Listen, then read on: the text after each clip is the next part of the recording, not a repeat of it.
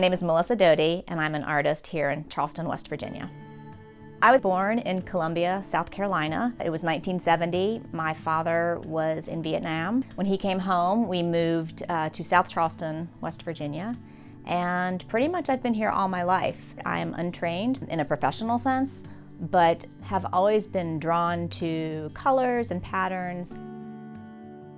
So it wasn't until our kids were getting ready to go to college and I had a little more free time, I worked up the nerve to just start doing things on my own, sort of in secret in my little basement.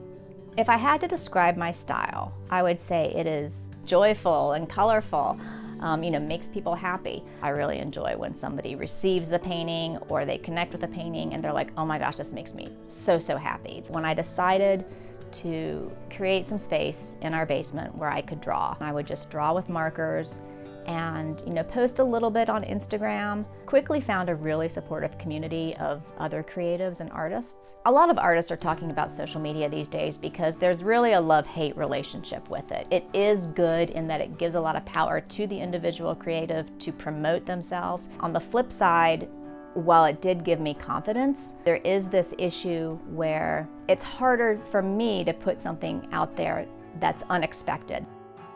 I've stayed away from social media for months at a time because I feel like all the weird stuff I used to do in my sketchbooks in my earlier years, that's stuff that I wouldn't show now because I'm afraid it will not be liked.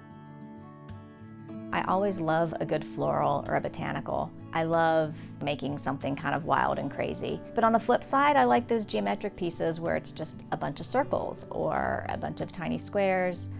Or the mural that I just am finishing now where it's squares and circles. With the public art projects, I would say it would not have been on my radar at all, but Charleston's Office of Public Art and the director of it, Jeff Pearson, he put out a call on Facebook, just like, hey, Charleston artists, I'm new in this position, Charleston has a new Office of Public Art, come show me your stuff. So I did, I made an appointment and I went and took my stuff in. And I was like, I have no idea what I'm doing. I don't know how to do a mural. And he's like, well, just, do a drawing, do a mock-up and submit it.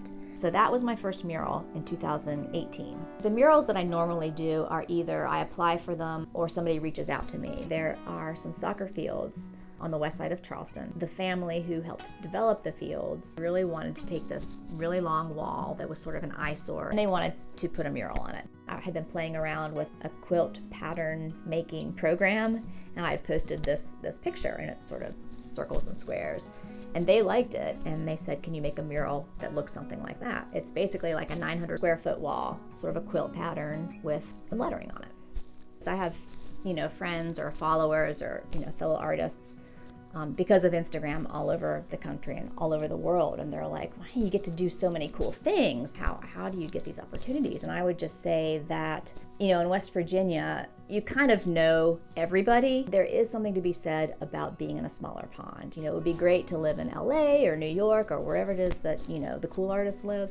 But there's also something really satisfying about being in a state where, from an outsider looking in, the expectations are rather low. We are people who take care of each other and we look out for one another and we try to help each other. And I think all of those things have helped me as I've, tried all these scary things and done things, been given opportunities here that I would have in no way had access to in bigger states or states with more resources. I love West Virginia because, really it's the only place I've known as home. I think there's a lot of natural beauty here, and obviously my artwork is inspired.